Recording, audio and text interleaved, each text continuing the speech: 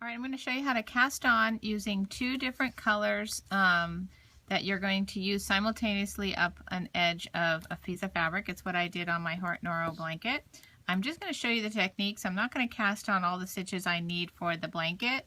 So I'm just going to use a little bit of yarn here to cast on. And I'm doing a slip knot first, which is wrapping a loop around my finger and picking up the loop over a strand. And this is a slip knot, and I put that on my needle.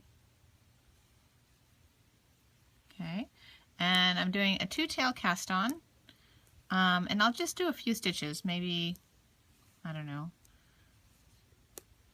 what is that, 2, 4, 6, 7, 8, that sounds about right. So that's fine.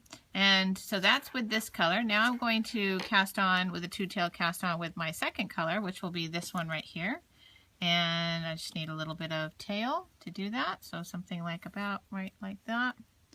And I make my slip knot, wrap that around, put the slip knot on the needle, and those two cast-ons are not connected yet. We have two separate strands. You can see that there. Okay. And we'll do the same number, I guess 8 stitches.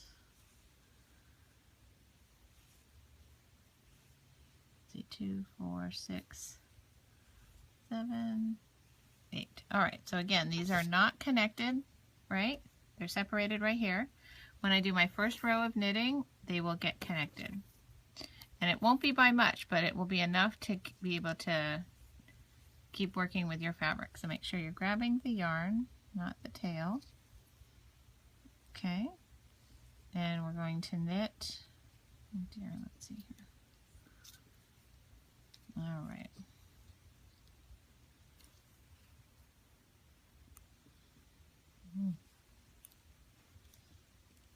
Okay.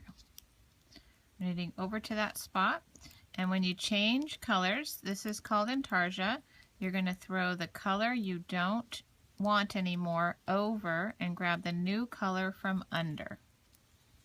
All right, that means this strand, there's no twisting yet because I'm not connected, so you don't have to really worry about that, but the pink one I'm done with, so I'm going to go throw that over, and this darker color is coming from under, so that's now when I create the next stitch, the dark stitch, it'll be going over the pink yarn right there. You see that? That is going to lock them in. Okay. And I just continue on my way. Now, believe it or not, they really are attached now. It's, again, not by much, but it's attached right there. And on the return row, it's going to lock in even more. So I just have a few stitches.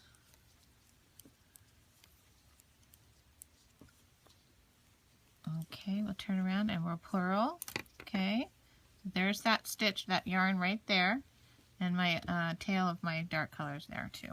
Okay. All right, here we go. Okay, so we're purling.